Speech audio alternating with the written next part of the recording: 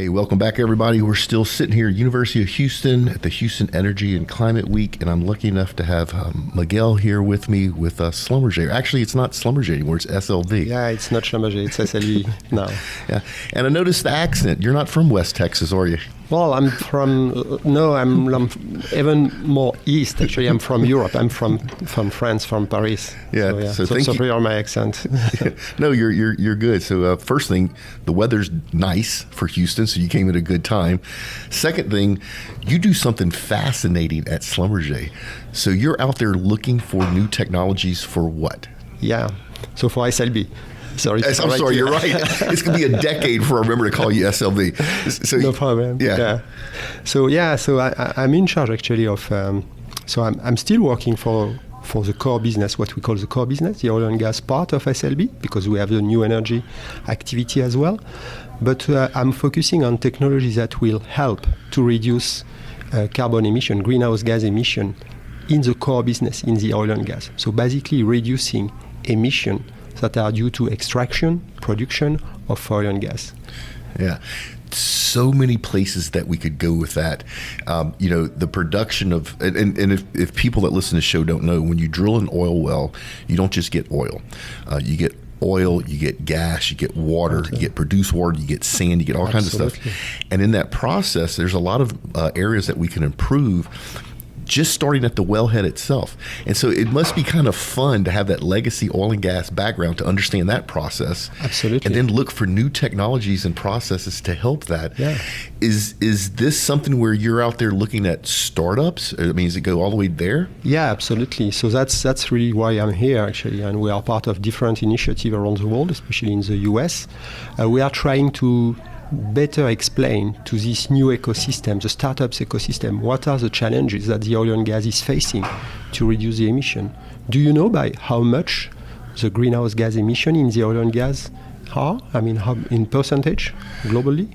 No, I don't actually. And when you say emissions, we're speaking carbon dioxide, methane? Yeah, carbon, methane, greenhouse gas emission. Yeah, mainly carbon and methane. Yeah. It represents 10% of the global emission. So that's not a small amount. No, it's not. And we will still need oil and gas for a while.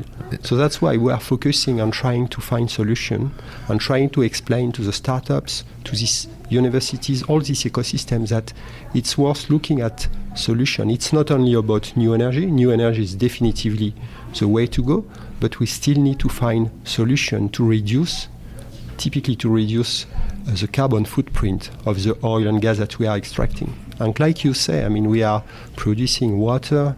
This consumes a lot of energy, actually. Yes, to treat it, to re-inject it. And if you can avoid that, I mean, you will reduce your carbon footprint of your barrel. Yeah, and it's really interesting. So when I think of the oilfield service companies, there's the big three, and SLB is Big Blue and been around for a long time. I don't think automatically of you helping with emissions, but I happen to know that SLB pioneered a lot of things like electrical drilling, right? That sort of stuff out there, fracking with, electric motors to reduce emissions. I love that y'all are doing that parallel with your core business. Now, the universities is interesting. So are y'all actually partnering with universities to help develop new ideas and new processes? So we are partner of Greentown Labs. Okay. Which is right down the street, yeah. So we are partner with them. We are partnering with Rice, I believe, as well on the new energy side. And we are trying to partner with some European university. That's amazing. So you get to talk to young people that right now, a lot of young people don't want to work in the oil and gas space because they think we're destroying the planet. And it's actually hurting our industry. We're struggling to hire right now. Yeah. And if we can help change that narrative and let young people know that we're not dirty, heavy steel that's trying to destroy the planet, that we care. Yeah. So a lot of young people don't think that we even care, and we do. Yeah, we do. Yeah. We do. So that's part as well of the benefit of doing that. It's attracting the young generation to work for a company like us, because like it has been said, we are not the problem. We are part of the solution. Right. We need to be part of the solution. We have a technology, we have good people, we have good engineers. I mean, I'm not talking about SLB, well, specifically in SLB, but the industry in general. And we should find solution, and we will find solution to reduce the carbon footprint. Yeah, I 100% agree. I will say that SLB does have some good engineers, right? Yeah, I know a lot of them. Of course. Year before the pandemic, your location in Sugar Land used to hire all my interns. So So we had this agreement that was never formalized, where I would pick up interns from this college, from University of Houston. They would work for me, get real job experience. They would graduate, and then SLB had an internal group called SIS, which was your information system, and they would hire my interns, and it was beautiful. And then the pandemic happened, and it all fell apart. So I know SLB actually somewhat well. With your charter of looking for new processes and new technologies, you also must be talking to other industries, right? Because one of the things I don't like about my industry, and I love the oil and gas industry, I'm passionate about it, is we tend to reinvent the wheel, like things like just-in-time inventory. The automotive industry's been doing that forever, or predictive maintenance. Airline industry's been doing that forever. Absolutely. But are you looking at other industries to help? Yeah, that's part of our roadmap too. I mean, we try to explore, to talk to. So we are partnering with. And that's the reason why we are part of Grindon Labs. I mean, because there is different industry, we try to network not only with our customer, with our own ecosystem, but to try to open to other industry. Steel, cement, try to better understand their process. What are they doing that is effectively working to reduce their emission, and what can we adapt to the oil and gas? We have a tendency to believe that what we are doing is, as an industry, is unique, which is true, but I mean, every industry is unique, but there is commonality, there is stuff that you can reuse. So that's something we try to do, because I'm strongly convinced that alone we cannot do everything. We need to be together, we need to network, we need to work collaboratively, and that's really co-develop, co-share, co-test, sharing challenges, sharing success, sharing failures, all this kind of stuff. Yeah, so Mickael, you're singing my song. This podcast is literally about that one thing. Can we just get together and have a conversation, even though we may not agree upon everything, and let's figure out what we do have in common and what we can work on? I love what you're doing.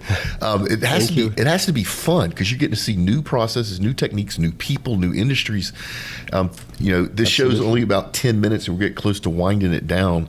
A couple of things. So first thing, if people wanted to learn more about SLB, where should they go? Well, they go to our website. Right. We'll put a link in the show notes, slb.com. Or they can contact me directly if they have any question regarding our activity in decarbonizing oil and gas. Yeah, so what we'll do is we'll put Mickael's LinkedIn profile in the show notes. People, if you want to reach out to him directly, just go and connect with him on LinkedIn. So my last question for you is, you're here at Houston Energy and Climate Week. What do you want to get out of this? Like, what is the one thing that you could walk away with today that you'd go, okay, this was worth my time? Make sure that people realize that we are part of the solution, and oil and gas will be there for decades, and it's really the benefit of everyone to try to reduce emission in the oil and gas business. I love it. And by reducing emissions, not only are we helping save the planet, we're actually driving costs down, which is something that we need to do as an industry, which I love. It is. I don't know if you've ever flown over the Middle East, but the amount of flaring that they do there is just almost criminal. Yeah. So flaring is one of the big issues that we try to solve. What do we do with this gas? How do we convert it in something which is valuable? Right. To avoid flaring it. Yeah. It's as an industry, we just need to get away from flaring. But the process and trying to figure out how to do it in a way that makes economic sense is a struggle, but we're working on it. Yeah, absolutely. There is a lot of initiative. We know that there is solution. It's much more a matter of business model, trying to make it profitable, to scale it up. But we will succeed for sure. Yeah, we will succeed. And if there's any company out there that's going to help other companies succeed, it's going to be SLB. I'm a big fan of your company. It's great to meet you here. Thank you for coming on the show. Thank you, Mark. All right. Links for everything's in the show notes, folks, and we will see you next time.